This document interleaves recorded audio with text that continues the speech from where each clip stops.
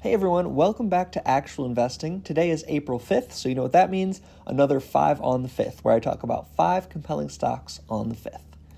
So first I'm going to start with 2 stocks at the same time because they're very similar businesses. And these 2 stocks are ON Semiconductor, ticker ON, and STMicroelectronics, ticker STM. So both of these companies develop semiconductor chips. And if you've been following the market for the past year, you know that semiconductor stocks like Nvidia, Broadcom, AMD are just going crazy. Those are the stocks to buy because of their AI implications. So other semiconductor stocks that maybe don't have as obvious AI implications are being ignored by the market.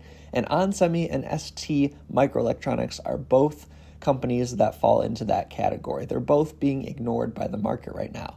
And the main reason for that is because both of these companies are associated with electric vehicles. So they both make chips for EVs. However, they have so many other applications that I feel are being ignored right now. So both of these companies are in a bit of a transitionary phase as they spent so much time focusing on EV, electric vehicle chips, that were doing very, very well last year that aren't doing so well this year. Or I should say did very well in 2022, not so well in 2023. However you want to look at it. They're seeing a bit of stalled growth while they prepare for their next phases of growth, where they hope to capitalize on trends in robotics and automation, as well as data centers. Both of these companies do make chips for data centers, and I think that that's being ignored as well as sensing and manufacturing and automation. So what I did recently, actually, for my own research, is I took a look at all of these applications that these 2 companies dabble in, as well as 2 other companies I'm watching, Allegro Microsystems and Coherent. And I looked at all the different applications to see what these companies are dabbling in and who's the leader and perhaps some applications of each of those industries. So this is quite a lot to look at, but I'll break it down for you. So the very first column is just the names of the companies. The second column is the industry of SiC chips. And so we can see that STMicroelectronics actually is the leader in SiC chips with a 37% market share as of last year. And then down here we have CAGR, which stands for Compound Annual Growth Rate. That's essentially how fast this industry is expected to grow in the near future. So we can see that SiC is by far the biggest growth driver with a compound annual growth rate of 31%. So that's why I have it first. So interestingly, STMicroelectronics is the leader, but Onsemi is not far behind. Some applications of SiC chips are obviously automotive, right? Electric vehicles and someday autonomous vehicles are going to use SiC chips because they're more energy efficient. But we also see applications for the industrial sector as well as energy and power. It improves efficiency. The next section is GaN or GaN or gallium nitride. And Onsemi, STMicroelectronics, and Allegro all make GaN-enabled chips. Coherent, on the other hand, does not. But this is not about Allegro or Coherent, so I'm going to try to focus on simply Onsemi and STMicroelectronics. So as we go across the chart, we see that they also dabble in sensor, ICs, which are integrated circuits, and ADAS, which is advanced driver assistance systems. Neither company is a leader in ADAS. That actually falls to Mobileye, and I talked about Mobileye in my autonomous driving video. However, STMicroelectronics does have a leading position over Onsemi in sensor ICs. So far what I'm seeing is that STMicroelectronics is a leader above ON Semiconductor, and Onsemi I would consider a challenger. So with my portfolio, I actually own ON Semiconductor, only because I discovered them and vetted them before I did much research on STMicroelectronics. After doing all of this research and diving into both of these companies, it does appear that STMicroelectronics has a leading position in a lot of the niches that I want exposure to, specifically SiC.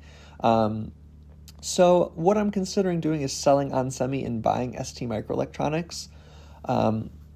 Here we see that STMicroelectronics actually has a lower valuation with a price to annualized sales of almost half what Onsemi has. The only reason I can think is that Onsemi, like I said, is the challenger, so they are expected to grow more in the future. We also can see, and not on this page, but what I've looked at in the past is that Onsemi and ST serve different customers. So Onsemi serves some of the EV customers that haven't been doing as well lately, so some companies like NIO and Lucid, whereas ST serves more of the established automakers, so they should prove to be more resilient. So in my mind, we can see that these companies are very similar. They have the same gross margins, very similar market caps, very similar growth. They have the same score in my spreadsheet. But STMicroelectronics, I think, is the lower risk play, whereas Onsemi is more of the high risk, high reward type play.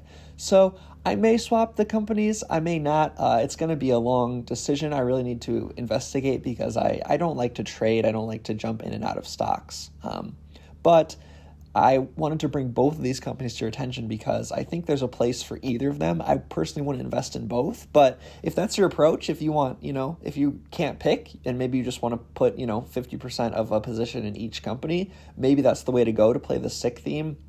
I'm not sure I, highlighted all these applications enough, but there really are so many applications where silicon carbide can become more efficient than traditional semiconductors, and I think there's more than just EVs. And so these stocks are not seeing very much attention because of their affiliation with EVs, while the market is ignoring other applications for these stocks. And so if you're new to the channel, this is my spreadsheet here. This is a snippet of my spreadsheet where I rate on 4 factors. So I assign a score to companies based on these 4 factors, and the factors are gross margins, revenues, valuation, and growth. So those 4 things come into play. My average score on my spreadsheet is 11.5, so both these companies are quite average in my spreadsheet.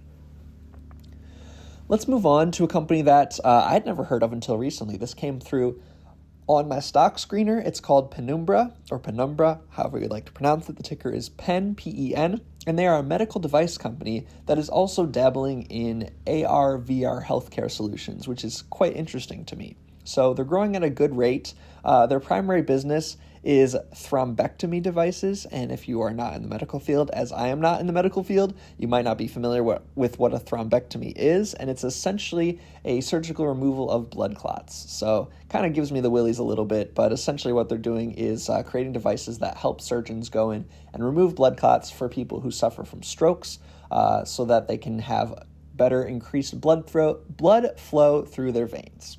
So that's the very simplistic aspect. But the exciting thing is that they're, like I said, dabbling in AR and VR. So they create these VR headsets and software solutions that help people.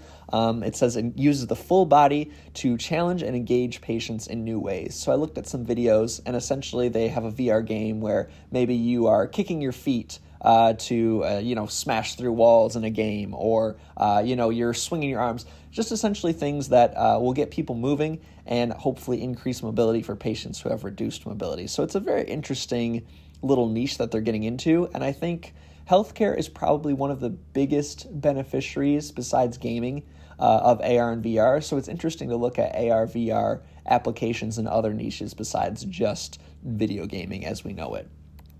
Here's Penumbra on my spreadsheet. I also took some screenshots from Google. We can see that they have this really nice stair-step revenue growth and also profit growth, because if you see in the income statement, the blue line is top line revenue, the yellow line, or yellow bar I should say, is bottom line net income. And so we can see that that has just been growing massively, especially in this past quarter. On the right is their balance sheet. We see that they have tons of assets, not too many liabilities. They don't quite have enough cash to pay off all their debt, but they do have a sizable cash position, and as you can see, they're profitable, so they're not in danger of running out of cash. So this is a company that should be able to continue to grow by acquisition. They do have 29% year-over-year revenue growth, which is just awesome. I feel like in today's market, revenue growth is stalling across the board. So to see almost 30% revenue growth in a medical devices company, that's really awesome. Their price to annualized sales is only 7.5, which is on the lower end. Their gross margins are 64, which is quite respectable for a medical device company. They do have annualized revenue above $1 billion, which is awesome. They're not overspending on R&D. I just really like this company. Their score is above average. I personally do not own this company. I'm kind of vetting it still. But this definitely looks appealing to me, and it's something that I would consider purchasing shares in potentially. All right, and let's talk about the last 2 stocks of the day, and these are water stocks. If you have been around the channel for a while, you know that I'm bullish on water stocks because I do believe that clean, potable water will become more and more scarce in the future, and that I don't think the market is really recognizing this opportunity. So 2 stocks today. One is big, that's Xylem. One is very small, that's Energy Recovery. Tickers are XYL for Xylem and ERII for Energy Recovery. Essentially, Xylem specializes in water transportation and purification. They also have a software offering that helps enterprises sort of track their water use and reduce the loss of water across the water cycle. It's very interesting. Both of these companies save enterprises money, so it's, their value proposition sort of speaks for itself. But energy recovery kind of has three focuses. So that's desalination, which is just removing salt from the salty water to create fresh water, drinkable water. Wastewater treatment and CO2 refrigeration, whereas Xylem is sort of the the biggest player out there in water technology. They tackle pretty much any aspect of water that you could need. So water transportation, like I said, purification. They help with providing water to enterprises that use lots of water, to even the pharmaceutical industry they're dabbling in. So essentially both these companies save money, reduce consumption of water, and help provide water to organizations that need water. Energy Recovery, also on their website, says that they saved nearly $7 billion in energy costs last year, because what they do, as the name suggests, is they help to recover lost energy in the desalination process. So desalination typically uses these big pumps in order to essentially separate the salt from the water. And so what energy recovery does is they've found a solution that uses less energy in these pumps, because what it does is it takes the energy given off by the pumps, the heat energy, the thermal energy, and the kinetic energy, and reuses it in the system. So it's very cool. Energy that would have just been totally lost and wasted is then reused, which, like I said, saves companies a ton of money. So again, the reason I'm bullish on water is just that I think it's a commodity, really, when you think about it. I mean, there's only so much water on this earth, and all humans need water. As time goes on, and as, unfortunately, pollution happens and population growth potentially happens, water is just only going to become more and more scarce. There's going to be a need to find more water. Most of our water is in the oceans, which is where energy recovery comes in with their desalination. And then the water that we already have, we want to make sure we don't lose it, which is where Xylem comes in. So let's talk financials. Xylem is obviously the bigger company with a market cap of $31 billion, whereas energy recovery is very tiny at just around $1 billion. That's kind of my cutoff. I don't really like to invest in anything below $1 billion. I definitely don't invest below $750 million in market cap. So I do own energy recovery, just a small position. That's the recent ad, because their stock has seen some weakness, whereas Xylem, on the other hand, is hitting new highs. Again, just like the chip stocks, I see here a lower risk, lower reward company in Xylem, and a high risk, high reward in energy recovery. So Xylem does pay a dividend. They're well established. As you can see, they're not growing as much. They did grow by acquisition, so they recently acquired a company called Evaqua. And so if you look at their revenue growth, you'll see it's quite high, but organic revenue growth is only in the single digits at 9% year over year. Whereas energy recovery is actually growing quite rapidly, and that's after stalling for a couple of years. So they are sort of turning the ship around and seeing 35% year-over-year revenue growth. They are scoring some big contracts overseas. Both of these companies operate internationally, so huge opportunity, huge TAM, in my opinion, both trading at low valuations. As we can see, Xylem does have lower margins, but they're expanding that software platform, which should help to improve their margins. Energy recovery just has awesome margins as it is, selling hardware. And I think the reason they can do that is because they are saving companies money. So companies are willing to pay a bit more upfront to save money on energy down the line. So it's just such a cool business model. And I don't think very many people know about ERII, energy recovery stock.